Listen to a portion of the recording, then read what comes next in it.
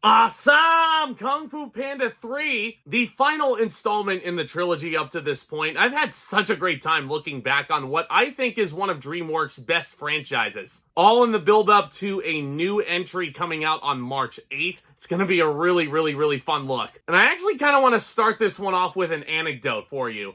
Kung Fu Panda 3 came out at a time when I was just hired on to my first job going out of high school at a movie theater. And we had these things in the lobby known as a trailer vision. And basically what they would do is they would play the newest movie trailers on a loop, you know, for the customers coming into the movie theater. And then as they exit, they might see the same trailer and think, oh, yeah, that movie looks cute. Well, when I was working that lobby when I first started, Kung Fu Panda 3's trailer was playing on a loop. And let me tell you guys, I never thought that I would get sick of AC/DC's Back in Black, but that trailer vision made me sick of that song. But enough of that, what's our premise? Po is living large and loving life, but he realizes he has a lot to learn if he's going to fulfill the next challenge from his beloved instructor. But a new monkey wrench is thrown into his life when he reunites with his long-lost real father, voiced here by Bryan Cranston. So Po, once again voiced by the endearing Jack Black, must transition from student to teacher and train a group of fun-loving, clumsy pandas to become martial arts fighters. That's right, his father Lee basically takes him to the hidden panda kingdom, and he's learning how to become a panda himself in order to master his own power and become one with himself. He must do this to unite with his Kung Fu brethren to take on the evil Kai.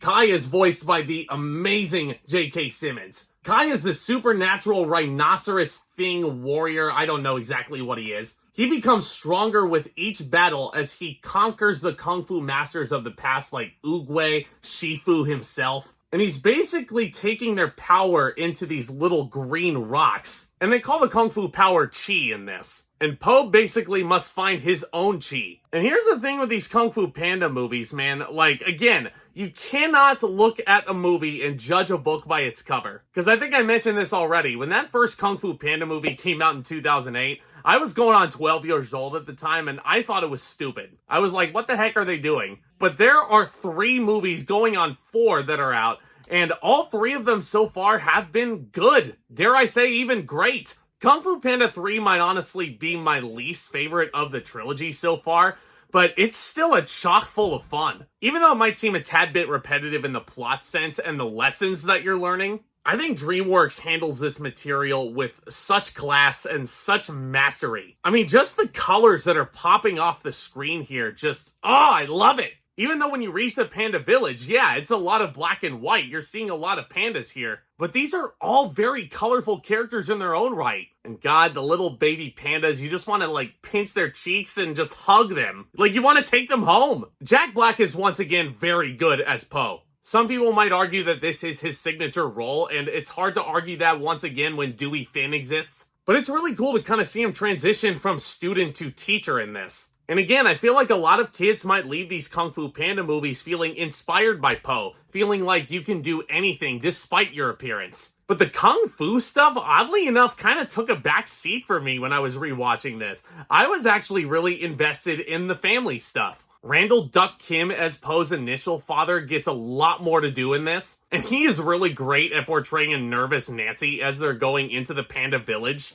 My favorite new character in this actually might be Li Shen, voiced by Bryan Cranston. And I'm not just saying that because Bryan Cranston's one of my favorite actors, but he does really freaking great in this, man. And it's a really funny scene. When you first meet Po's father, he is breaking Po's dumpling eating record. You know, because of course he does. It's Po's father. But it's actually kind of funny because everybody in the crowd is like, oh, wait, no, your father, your son, hook up. And meanwhile, the 2 characters are looking at each other like, I hope you find your son.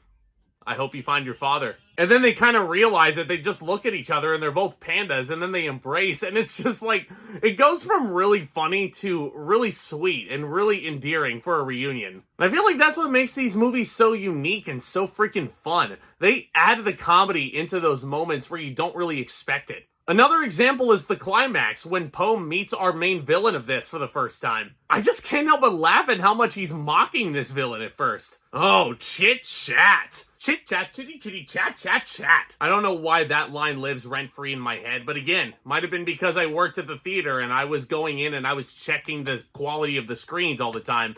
So it's like, okay, I see that scene a lot. While I'm on the topic of J.K. Simmons, he is a great actor and he does really well with this role. And I do appreciate the character design and the whole appearance and the foreboding intimidation that he carries with him. And I do appreciate that they lean more towards the intimidation factor as opposed to the comedic factor of, say, Gary Oldman's character from Kung Fu Panda 2. But I don't know, he just doesn't seem like one of the more interesting Kung Fu Panda villains. I would even put Tai Lung over this guy. It's almost like if you take Thanos and you take the interesting backstory out of him. Because he's definitely very threatening.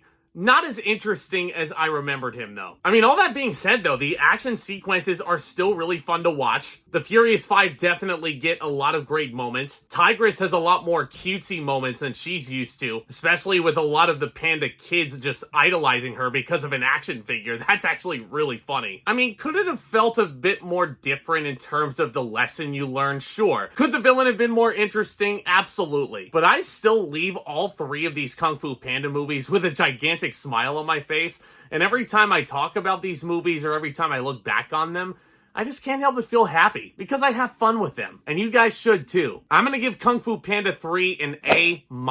Even though it is probably the lesser of the three so far, it's still a really damn good family movie. But let me know which Kung Fu Panda is your favorite up to this point, and let me know your hype level for Kung Fu Panda 4, because that's next up on the docket in this playlist, March 8th. Can't come soon enough. I cannot wait to watch that one. Trailers were a bit iffy for me with a couple of fart jokes here and there, but we'll see what happens. If you've stumbled upon this channel for the first time, do consider subscribing and tap on that thumbs up. If you're looking to join a great community of geeks, film lovers, entertainment lovers alike, then boy howdy, you've come to the right place. Stay tuned for much more awesome content still to come. Thank you so much again for your continuous support, guys. And with all that being said, back talk, skadoosh.